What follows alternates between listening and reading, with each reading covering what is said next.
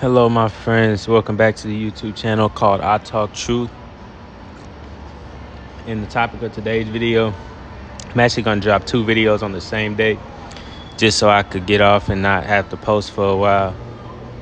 But the topic of today's video is what masters you? That's the question. Ask yourself, what masters you? What is controlling my decisions? What is influencing my choices? Is my master evil? Is my master good? Does the master I have cause me to do things I don't want to do? Or does the master I have only follow the good ways? Is it a bad way of living or is it a good way of living? What masters you? A lot of us are mastered by different things. Myself, I know what mastered me. And I know in reversing that mastering me to me mastering it, that is where my freedom lies. So I want to tell you, whatever it is that masters you, if you can get to the point where that thing no longer masters you and you have almost completely subdued it. You completely taken all this power, you gave it back away. You taken all this power that you've given it and fed into it. You gave it the power. You realize this, and then you stop giving it the power. You take that power away. You say, okay, I gave you this power.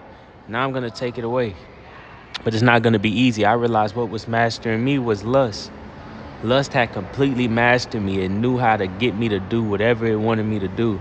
It had completely blinded me, and it had completely taken control of me.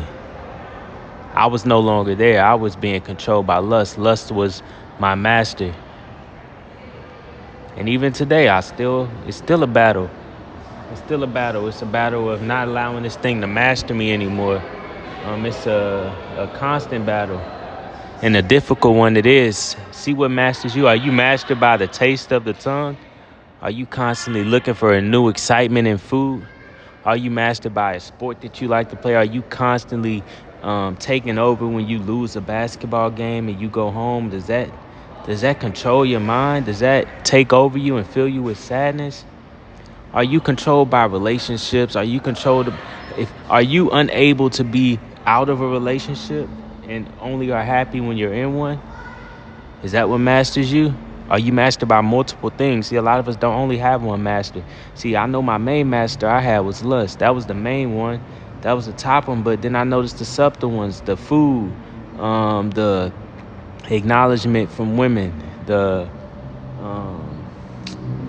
ego boost you get from talking and being in relationship. All these things are things that master me, but all of them can mostly fall under one category, which is lust. A lot of us are mastered by lust, especially in today's age, because they preach about it as it being something that's great. And a lot of us try to build our foundation of life based on lust. And that's dangerous, because your foundation has to be strong, and lust is a very weak, unstable surface. It's like trying to stand on a skinny branch of a tree. That's what it's like trying to build your life on lust. You're standing on a very dangerous thing that can break at any moment, and you'll fall down with it. I mean that. You will fall down with it. That's what it is. Like, lust may be able to satisfy you for a while, but it's gonna fall short. And when it falls short, you fall with it. And when you fall with it, you fall into darkness. And when you're in that darkness, you have to figure out how to get out of that darkness by not going back to that master again, not going back to that lust. Why is it that we know that these things are bad for us, but we continue to do them? I know that lust is bad for me. I know it every way, but my mind still tries to fantasize about it and bargain with it. It tries to bargain with lust, like not realizing it's no bargain with lust. It lures you in, and its goal is to trap you and keep you in a box. You have to try to get out that box, and trying to get out that box, lust in its nature is a very vicious thing. It doesn't care what's in front of it. And once you turn against it, you'll see that lust is not this thing that you thought it was. It's not this thing that was going outward. It's inward. And once you turn away from it, you'll see lust. You'll meet lust. You haven't met lust yet. Trust me, until you tried to give it up, you haven't met it. A lot of people don't realize how bad something is for them until they try to give it up. Take, for example, a drug addiction with nicotine, heroin. They know it's bad for them, but when they try to give it up, they going to learn a little bit more about it. And they going to learn a little bit more about how bad it is for them when they stop giving into it and stop doing it over and over. They start to see the repercussions. They start to face the consequences of their actions. They took heroin, and it was a good thing that brought them pleasure, but now they don't want it anymore because pleasure can never lead you to happiness, and people keep trying to go towards pleasure to find happiness, and eventually they'll be sucked dry.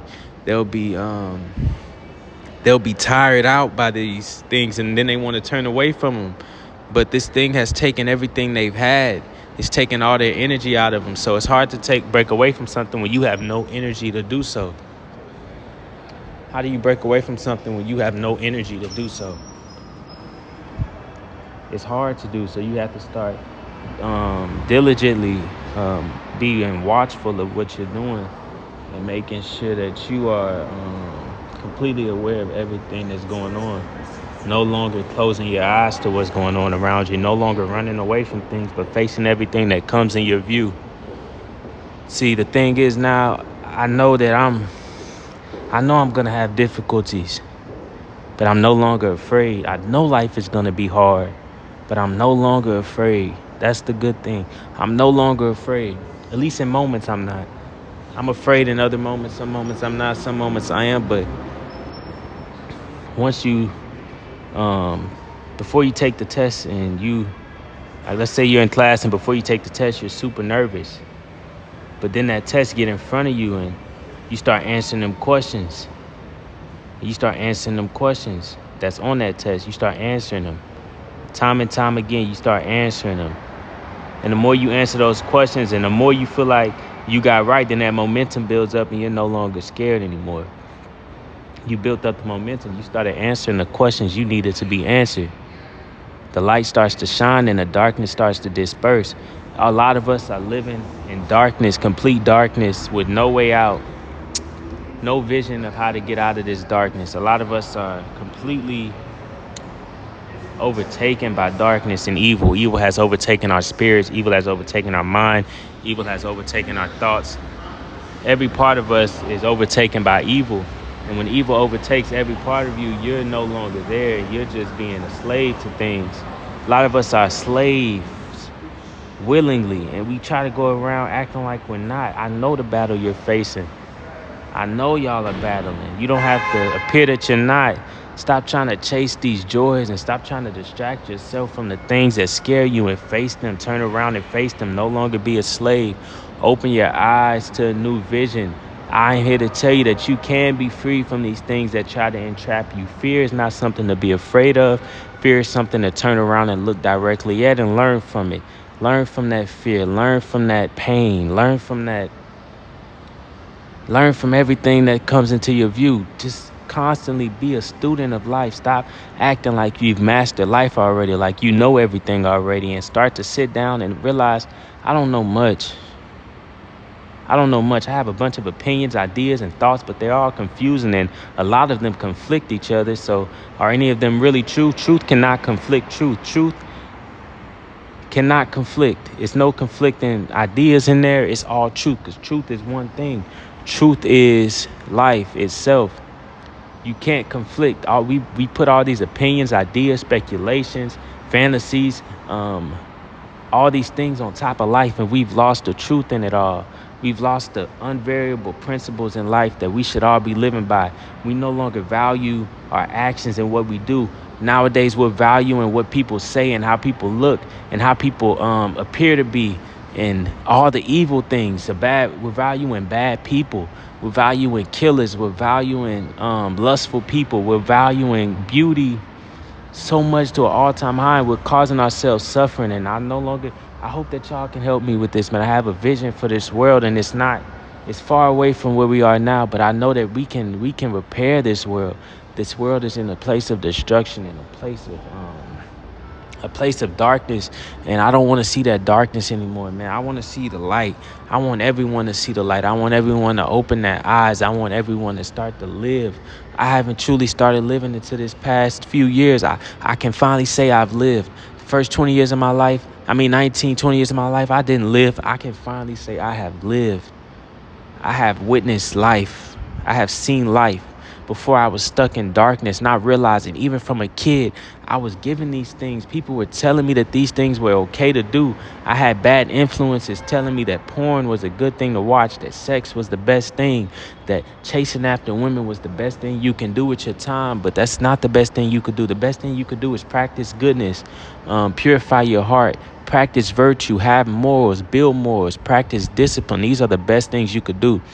And I'm sorry I'm talking like this. I'm talking with such, I don't want to say it's passion, because it's not really passion. It's just, I'm talking with purpose, because this is real. This is real. I can't fake this. This has been seen time and time again. I've seen my mind try to turn against me.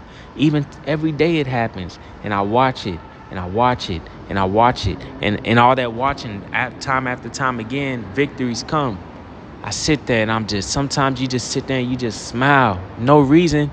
Just the fact that I saw these things come, and I faced it, and it's gone now. And I'm ready for it to come again when it does. So I'm no longer running from life. I'm preparing myself for everything in life that everyone decides to run from. That's what we need to do. Prepare yourself for death. Don't forget about it till you approach it. Prepare yourself for sickness. Prepare yourself to be old. We're gonna be old. Don't forget that. Stop being intoxicated with your youth. This youth will go quick. All the excitements of it will go. You'll have to give that up.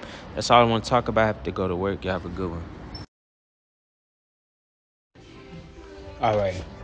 I'm actually not done with that video yet. I thought I had to go back into work. I had to finish this video. I have a lot more to say. Back to the topic of the video, which is what masters you. You have to find what masters you. You have to study what masters you. In order to do that, I'm sorry to tell you if you want to skip this step, but you have to be alone. You can't skip the step of being alone. You can't skip the step of facing your thoughts. People want to find truth by not facing themselves. A lot of people want to fantasize about these spiritual things just to get away from the fact that they don't want to face themselves, what's going on right now in this moment. How their mind is constantly turning against them. How their mind is inflicting pain upon them, and they think it's them the whole time. The whole time it's the mind tricking you into thinking that you're doing all of this. When you start to go into solitude and being alone and meditating, you start to realize, wait a minute. Nah, this isn't me. Why would I ever do this to myself? Why would I ever cause chaos in my mind? Why would I ever cause anxiety in my mind? Nah, this isn't me. I wouldn't do this to myself. You start to realize what's going on here, man. I thought I knew a lot, but I know nothing. Why is it that, okay, you start to realize, okay, it's not me doing this, but I still suffer from it. Why do I suffer from it? A lot of people try to deny their thoughts by saying I'm not the thoughts, I'm not the thoughts, I'm not the thoughts. Though that is true, that is very true. You are not the thoughts.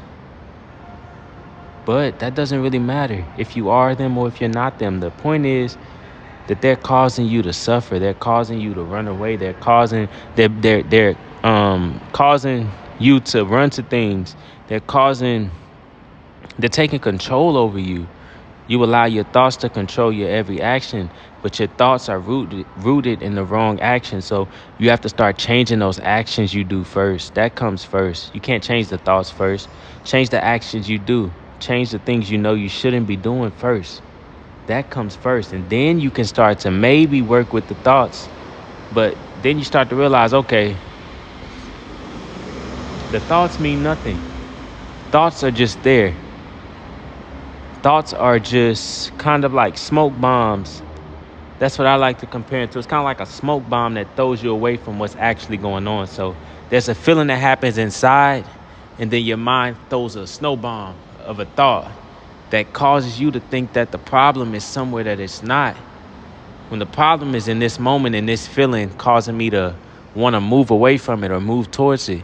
But your mind throws these smoke bombs of thoughts and ideas that come with it to kind of distract you from the fact that, no, this is the problem. My mind is causing a bunch of feelings to happen, that I truly don't want to be there, and I want to get away from them. But you can start to settle in with those feelings. You start to take away the meaning of them. You start to realize that these feelings mean nothing. They're just there. And I want to get away from them. Why is it that I want to get away from these feelings? Because feelings pressure you. They put pressure on you to want to do something. And you have to stop that habit of wanting to do something because you feel a certain way. Wanting to go be lustful because you have a lustful feeling arising in your body. Wanting to act out of anger because anger has come to your mind. Wanting to do all these things that is all being caused by the mind. And if you can genuinely and truly start to see what's actually going on, then you can start to change. But this is going to take a lot of work, a lot of dirt you have to dig up. And it's going to be a lifetime thing. This is not something you do and then you drop and put down. Once you start this path, there's no turning back. You can't unsee what you've seen. It's no way. It will be impossible for you to go far down this path of self-control and discipline and return to the way you used to live. It would be virtually impossible. And then if you do return to the way you used to live, you will not want to do it, because you start to see that the way you used to live was out of harmony with life. It was evil ways you had. Everything was about you. You were constantly chasing the next thing you could do, constantly trying to look good, constantly trying to find a partner, constantly trying to engage with the senses. And that's what all evil is. Evil is it's a lot of it is rooted in this body. You have to know the greatest weakness that you have is this body. But a lot of people try to glorify this body as if it's the greatest thing they have. They try to make it look good. They try to dress it up. They try to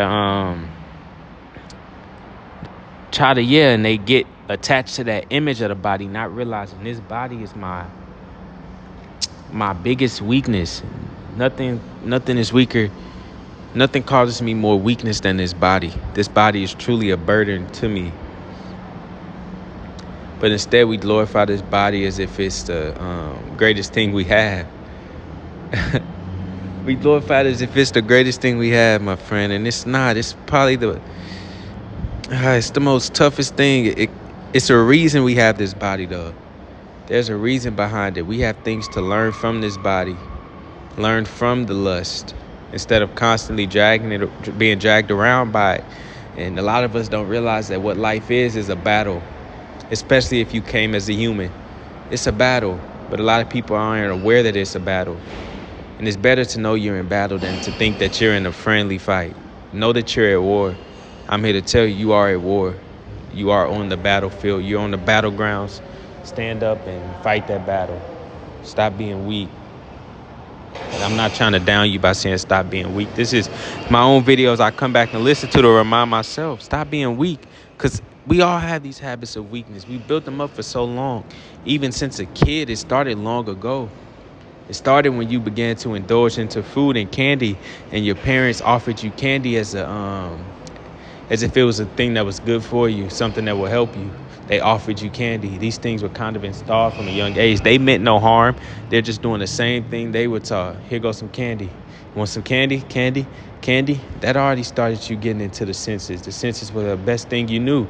Then as you got older, it just changed to more intense things. Relationships, it turned to sex. And then that's what began to master you. See, when you were a kid, it was candy. It was toys and all these things. It seems a lot better. Then you get older and, oh, man, you're dealing with a whole bunch of different monsters. You're dealing with lust. You're dealing with a monster. When you bring up lust, you're dealing with a true monster, man. I cannot call it anything else. Lust is a monster. It will devour whatever allows it to. You can't allow lust to devour you. The moment you allow lust to take over is the moment that you die. You die in that moment. You allow lust to take over your mind and just snatch you and do whatever it wants with you. See, we all live in this delusion that we can degrade others without degrading ourselves. It is impossible. I repeat, it is impossible to degrade another without degrading yourself. There's no way to do it. It's impossible. You degrade others, you're really just degrading yourself. You can't degrade others with lust, because lust is degrading you. You're being degraded by this lust, and you're being tricked into thinking that you're seeing other people being degraded, that you're degrading someone else, and you're getting this. But no, the whole time you're being whipped. You're being tossed around. There's nothing strong about it. It's nothing to be proud of. It's something to be humbled by. All right, now I'm truly done. Y'all have a good one.